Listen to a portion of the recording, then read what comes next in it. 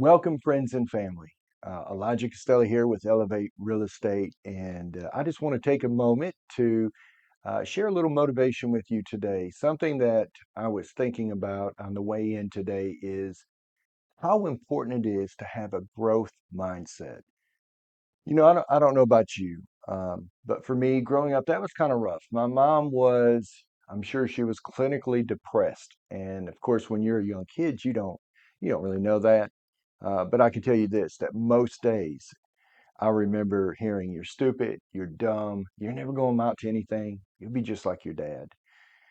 And when you hear that over and over again, you begin to repeat those beliefs because you believe them. You begin to repeat them. You begin to self-sabotage. And the amazing thing was is that at the age of 15, I got to move in with my dad, and he was not the monster. He was not the guy that he was made out to be. In fact, I am proud to call him dad. I'm so thankful he is my dad, and so much more. He's an amazing dad to me. He's been like a dad to Noah, my son, and treats the grandkids so wonderful. So all those things that were being told to me were not true. But unfortunately, friends, it gave me a wrong perspective on life. And so my belief system was, you're stupid, you're dumb, you'll never amount to anything, and you can't accomplish anything. So why even try?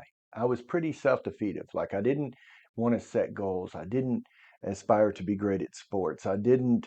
Uh, I was scared. I'll be honest. I was scared of getting involved in sports. I was scared of being when I turned after high school. Thank God I graduated high school thanks to summer school. I was scared to really launch out and start a career. I was scared when it came to marriage. I was scared when it came to thinking about families. Now, I'm going to say that some of us, that should be natural to be a little scared before we think about big decisions like our career, like getting married, like having children. But I also know that there was a set of people out there that were super excited and pumped about starting careers, about getting out of high school and starting a career, about going or playing sports, about getting married, about having children. And why were they so pumped? And here I am, this guy trying to act tough, but really, really scared to take those challenges. And I can say this, um, I believe it was because I did not have a growth mindset. I had a limiting belief that just thought that I couldn't do these things. And with that limiting belief, it slowed me down. August the 8th, 1998, I was 22 years old. God supernaturally touched my life thanks to a good friend, John Semino, who would come back and talk to me after he got saved. We always joke. I say, I drank my first beer with John, and then years later, said my first real prayer with John. And then some of that limiting beliefs just got crushed because I really believe that God so loved the world that he gave his only begotten son, that whosoever believes in him should not perish but have everlasting life. And think about it. Somebody, the creator of heaven and earth, willing to sacrifice his life, give his life for mine. Well, that spoke volumes over everything that was destructive or told to me that wasn't true. For the first time, I felt loved. For the first time, I felt valuable. And I began to believe a little different and think a little different. Now, some of these limiting beliefs were so ingrained that it didn't just snap off like that. It was a process.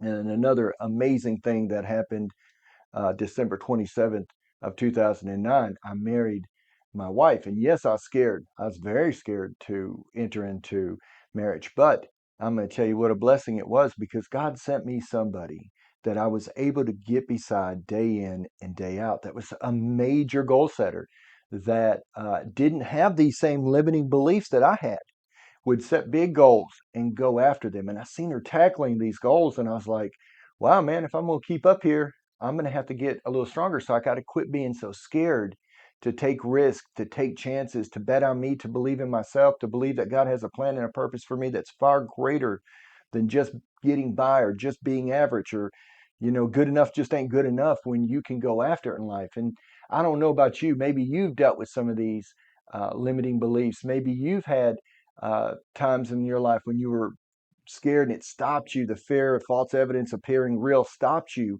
from walking into your destiny or taking that next step. Uh, and sometimes that's a product of our environment. Maybe you're in an environment where people aren't very growth minded, where they're very limited, where they don't want to see you break out or break free, because if you did, then they might have to too. And so it's so important to be in a growth environment. And after Lindsay and I got married, we began to work together day in and day out. We would put in 50, 60-hour weeks regular, then children. And it got to a point where it's like we either have kind of hit a lid here, or we're going to have to bring in some staff and some team members. And instead of saying, yeah, we've arrived, we said, let's go to the next level. Let's figure it out. And so from there, we began to bring in staff, learned a lot of lessons, a lot of hard lessons. But thankfully, we had a growth mindset. And a big part of a growth mindset is this, that if you fail, it isn't final. John Maxwell wrote a book called Failing Forward.